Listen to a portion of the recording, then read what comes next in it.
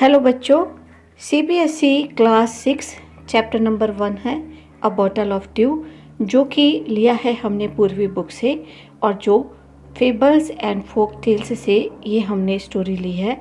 तो आज हम इसके एनसीईआरटी के सॉल्यूशंस को कवर करेंगे और ये जो क्वेश्चन आंसर्स हैं आपकी बुक की एक्सरसाइजेज हैं, एग्ज़ाम्स के पॉइंट ऑफ व्यू से काफ़ी इम्पोर्टेंट है।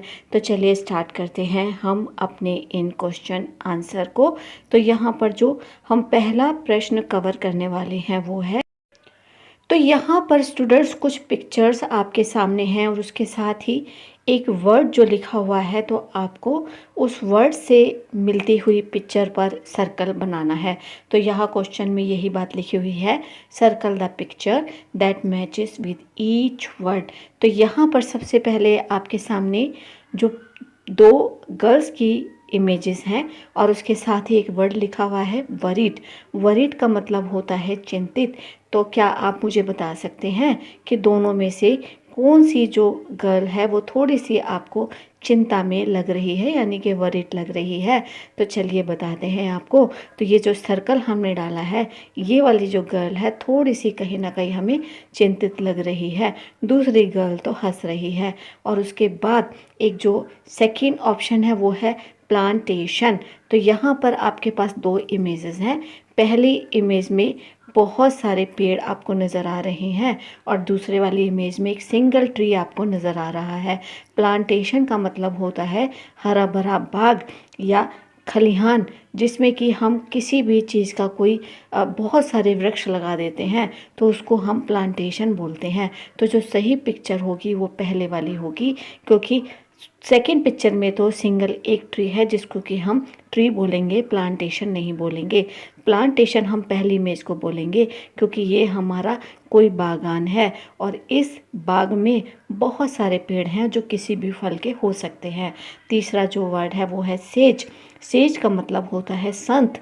तो यहाँ पर आपको पिक्चर में देखने से ही पता लग रहा है कि इसमें संत कौन सा है। जी हाँ, ये जो पहली पिक्चर है ये आपका इस वर्ड से मैच करती है, तो इसको हम सर्कल कर देते हैं। और जो फोर्थ आपके पास जो ऑप्शन है वो ऑप्शन है सरप्राइज। सरप्राइज का मतलब होता है आश्चर्यचकित रह जाना, यानी कि किसी बात को लेकर शॉक्ड रह जाना। तो यहाँ पर दोनों पिक्चर में से देखने पर साफ पता लगता है कि जो सेकंड बॉय है वो किसी बात को लेकर बहुत ज़्यादा आश्चर्यचकित हो गया है और अचंभित होने की वजह से उसका मुंह खुला का खुला रह गया है। तो यहाँ पर जो हम राइट पिक्चर पर निशान लगाएंगे, सर्कल लगाएंगे, वो है हमारी सेकंड वाली इमेज। तो चलिए बढ़ते हैं अब हम अपने नेक्स्ट क्वेश्चन की तरफ। तो जो नेक्स्ट क्वेश्चन है वो है, read the column which shows what happened. आपने जो नीचे एक कॉलम दिया गया है इसको बड़े अच्छे से पढ़ना है। जो पहले वाले ऑप्शन दिए गए हैं ए और बी, उसके ऊपर लिखा है व्हाट हैपेंड, यानी कि क्या हुआ होगा, और आउटकम में आपको उसका रिजल्ट लिखना है। Right the correct outcome in the next column. जो नेक्स्ट कॉलम है उसमें आपको क्या लिखना है, इसका आंसर। तो जो पहले वाला आपके पास ऑप्शन है कि क्या हुआ होगा, उसमें है people promised to tell Ramanatha about the magic potion. कि अक्सर लोग जो थे वो रामानाथा को प्रॉमिस कर लिया करते थे कि वो उसे मैजिक पोशन के बारे में बताएंगे कि ये तू किस तरीके से बना सकता है। तो लेकिन इसका आउटकम हमें क्या देखने को मिलता है स्टोरी में, कि लोग जो हैं वो अक्सर ही उसको चीट करते हैं, उससे बहुत सारा शायद पैसा भी ठग लेते हैं और उसको हमेशा धोखे में रखते हैं। रामानाथा उन पर विश्वास कर लेता है कि शायद ये मुझे जादुई पोशन बनाने के लिए कोई भी फॉर्मूला दे देंगे, लेकिन लोग उसे हमेशा ही चीट करते हैं। तो आउटकम में हमारा क्या आएगा, बट नथिंग हैपन, लेकिन कुछ भी नहीं हुआ। दे ओनली चीटेड हिम, वो लोग जो थे अक्सर उसे चीट कर लिया करते थे। तो यहाँ पर पहले ऑप्शन का आउटकम यही निकल के आता है कि लोग अक्सर उसे प्रॉमिस तो कर लिया करते थे मैजिक पोशन बताने के बारे में, लेकिन कुछ भी नहीं होता था, वो केवल और केवल उसे चीट किया करते थे। तो जो सेकंड ऑप्शन दिया हुआ है व्हाट हैपेंड में, वो है Ramanatha was spending a lot of money. कि जो रामानाथा थे वो बहुत सारा पैसा जो थे वो खर्च कर दिया करते थे। तो आउटकम में क्या आएगा, बट नथिंग हैपन, लेकिन कुछ भी नहीं हुआ। As he thought it would happen, जैसा कि वो सोचता था कि ये हो जाएगा, लेकिन वो नहीं हुआ।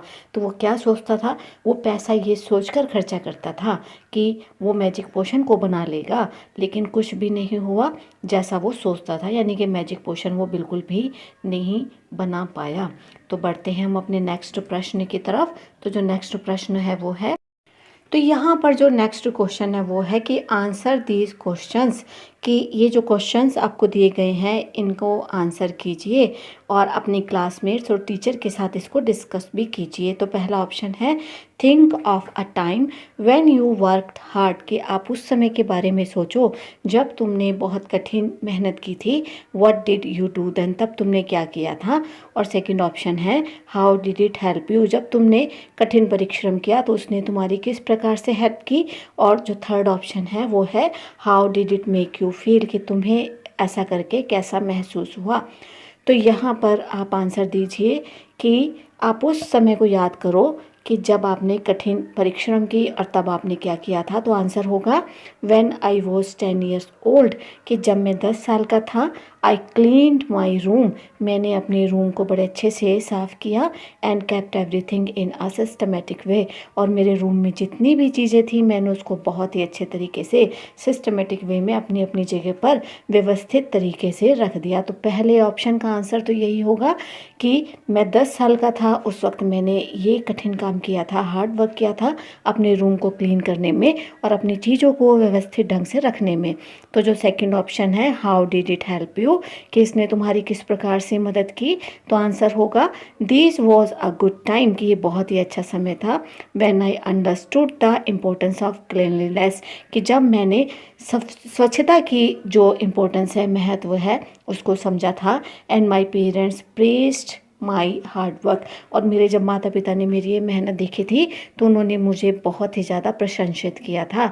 उन्होंने मेरी सराहना की थी कि तुमने बहुत अच्छा काम किया अपने रूम को नीट एंड क्लीन करके। तो बच जाता है हमारे पास थर्ड ऑप्शन कि how did it make you feel, कि इसने तुम्हें किस प्रकार से कैसा महसूस करवाया। तो इसका आंसर होगा, तो नेक्स्ट जो इसका आंसर होगा वो होगा आई फेल्ट ग्रेट प्लेजर, कि मैंने बहुत ज़्यादा खुशी महसूस करी थी in the appreciation of my work by my parents, कि जब मेरे पेरेंट्स ने मुझे प्रशंसित किया था, मेरी सराहना की थी, तो मुझे बहुत ही ज़्यादा खुशी महसूस हुई थी। तो चलिए अब हम देख लेते हैं आपके पेज नंबर 3 के क्वेश्चन आंसर को। तो लेट अस डिस्कस, तो डिस्कस करते हैं हम। तो यहाँ पर पहला प्रश्न है व्हाट डिड रामानाथा बिलीव, कि रामानाथा किस चीज़ में बिलीव करता था, या रामानाथा ने किस चीज़ में बिलीव किया। तो ये जो क्वेश्चन है ये आपके पेज नंबर 3 से हमने लिए हैं।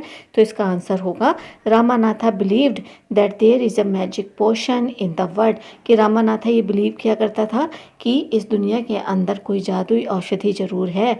It could turn any object into gold, जो कि किसी भी चीज़ को सोने में बदल सकती है, गोल्ड में बदल सकती है। तो रामानाथा यही विश्वास किया करता था और वो इसी वजह से इस मैजिक पोशन को ढूंढने में लगा था, इसको बनाने में लगा था। तो ये जो प्रश्न हमने लिए हैं ये आपके पेज नंबर 3 से हमने लिए हैं। तो बढ़ते हैं हम अपने नेक्स्ट प्रश्न की तरफ। तो नेक्स्ट प्रश्न है how did the sage help Ramanatha, की जो संत थे उन्होंने रामानाथा की किस प्रकार से हेल्प की। तो आंसर होगा sage helped Ramnath, he informed him that was actually a magic potion and he knows how to make it. तो संत ने उसको क्या कहा था, उसको ये कहा कि सच में ही एक मैजिक पोशन है, एक जादुई औषधि है और मैं उसे बनाना जानता हूँ और मैं तुम्हें ज़रूर बताऊँगा कि वो मैं किस प्रकार तुम्हें बना कर दूँगा। तो इस प्रकार से जिस चीज़ की रामानाथा बहुत टाइम से खोज कर रहा था, इस जादुई औषधि की, तो सेज ने उसे ये कहकर बड़ा ही दिलासा दिया, उसकी हेल्प की कि हाँ वो जानता है इस मैजिक पोशन के बारे में और वो ये भी जानता है कि वो किस प्रकार से बना सकते हैं। तो यहाँ पर क्वेश्चन नंबर 3 है do you think Ramanatha will be able to collect the due, give a reason, कि क्या तुम्हें ऐसा लगता है कि रामानाथा इस ड्यू को जो संत ने उसे कहा था कि 5 लीटर्स जो ओंस है वो तुम एक बोतल में भर कर लेकर आओ अगर तुम्हें ये मैजिकल पोशन बनाना है तो क्या तुम्हें ऐसा लगता है कि रामानाथा इस ड्यू को इकट्ठा करने में सक्षम होगा? इसके पीछे एक कारण आप बताइए। तो आंसर होगा Ramanatha was able to collect the due.